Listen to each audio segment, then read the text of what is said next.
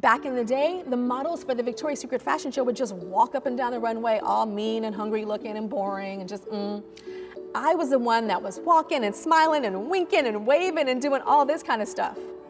Look at the fashion show today. What are the girls doing? The wonderful thing about that company was they're not really into like age. So I was 32 or something like that, and I told them that I'm ready to move on. And they had a contract, another 3-5-year contract or something on the table. A lot of money. But I was like, it's time for me to do something else, and I'm gonna do a talk show. And I feel like I'm not sure if I should be in my bras and panties while I'm telling girls and guys about self-esteem and issues and challenges.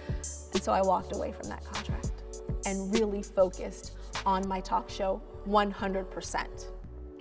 One of my most impactful shows for my talk show was my Kiss My Fat Ass episode. I was on a beach doing a photo shoot for America's Next Top Model in a brown one-piece swimsuit.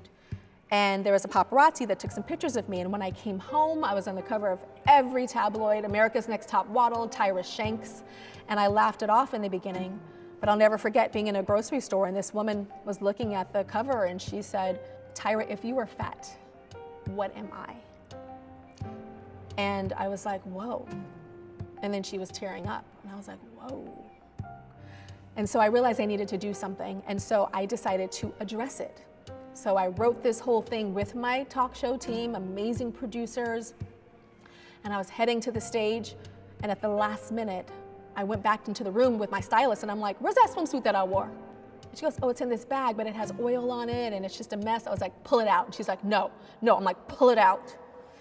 And I go out on stage, I surprised the audience, I surprised all my producers. No one knew that I was going to do that episode in the same swimsuit that I was wearing just 2 weeks earlier. And the very last thing I said was so impactful. And I came up with "Kiss My Fat Ass."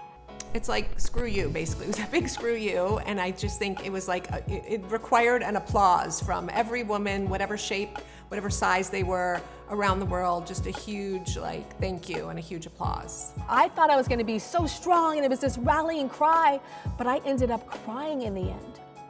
I wrote the speech, I did everything, not for myself, but for women everywhere. But I realized when I teared up, it was for me too.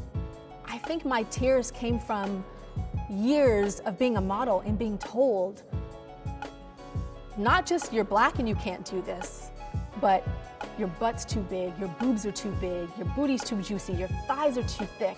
And then hearing my friends saying that, oh, they're not beautiful and they want to do this to their bodies or that, or looking at this, comparing themselves. It was just all of this inside of me. And that's where those tears came from. They honestly were not just from my empathy for the world, but it was from my personal pain.